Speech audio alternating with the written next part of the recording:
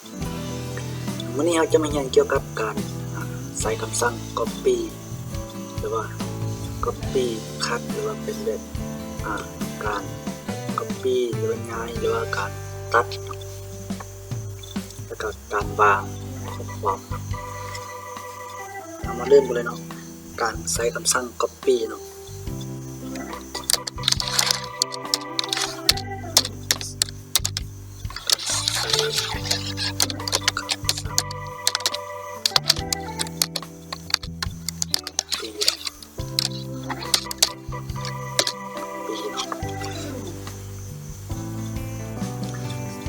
ถ้าอยากได้เราเขียนเอกสารไปแล้วเราอยากใช้คำศัพท์แบบนี้อีกในแถวต่อไปก็จะใช้คำศัพท์นี้เราคุมเนาะคุมตัวนี้แล้วให้เอามาเลือกตัวนี้เนาะมันจะมีคัด copy แต่เราใช้คำสั่ง copy ให้เราคลิกใส่บน copy เนาะ copy เรียบร้อยแล้วเราอยากวางสักบนใดเนาะวางเดี๋ยวนี้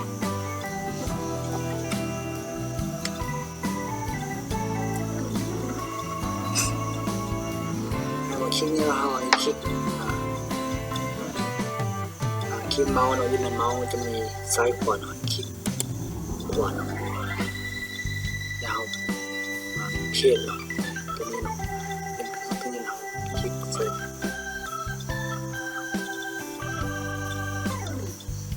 เขียนตัวนี้เนาะหรือว่าอีกวิธีนึงเนาะวางนี่เนาะยืนเราใส่copy มาแล้วมาคลิกตัวนี้เนาะ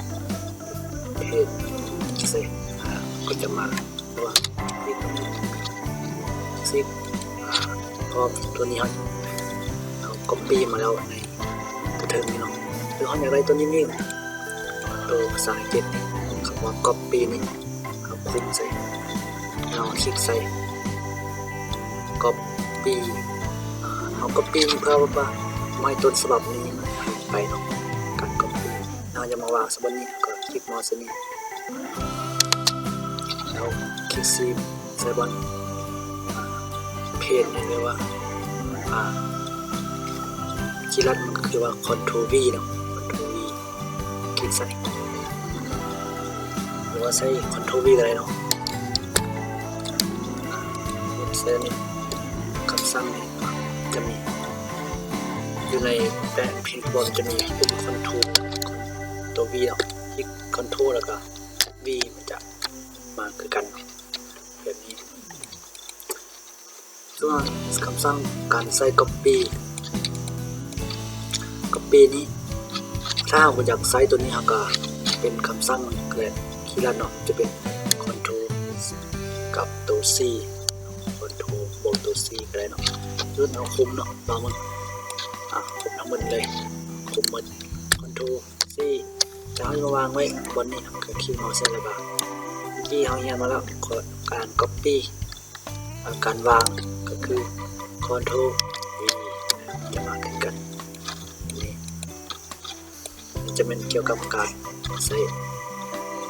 copy หรือว่าการใช้ copy และการวางหรือว่า paste เนาะ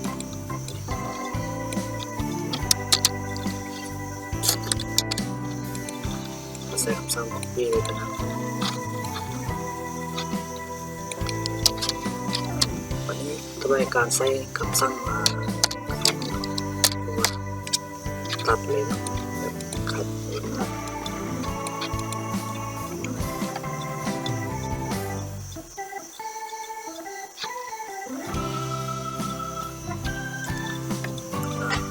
ตัวนี้ก็คล้ายๆกับการ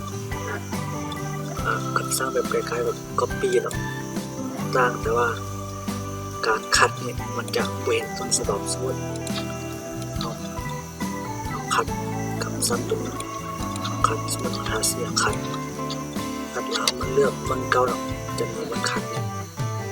สมมติเราคัดจะหายไปเลยเนาะการใช้คำสั่งขาดจะต่างกับ copy เนาะ copy มันจะต้นฉบับมันจะยังอยู่แต่การคัดนี่จะบ่มีเลยเนาะคัดต้องคัดเอาคุมบอนที่เราจะคัดไปเนาะหรือว่าเราจะตัดไปตัดออกเลยเนาะแล้วไปบางสิบนใหม่เนาะสมมติเราเขียนคำสั่งเราจะคัดบนนี้ไปครับคุมทาสีแล้วมาบนนี้เนาะถูกเป็นรูปเป็นรูปมีตัดเนาะหรือว่าเราใช้ Ctrl X ก็ได้เนาะ Ctrl X มันก็คือกันเราใช้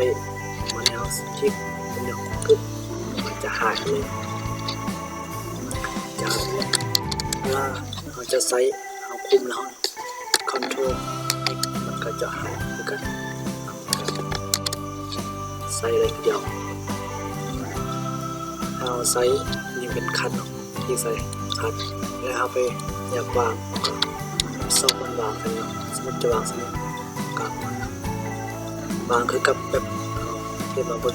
คือตอนเมื่อกี้เนาะก็เปลี่ยนเนาะก็มาวางเพจใส่จะมาแบบนี้จะมากันหรือว่า Ctrl Ctrl V ได้เนาะในการวางสรุปง่ายนี้เนาะวิธีการ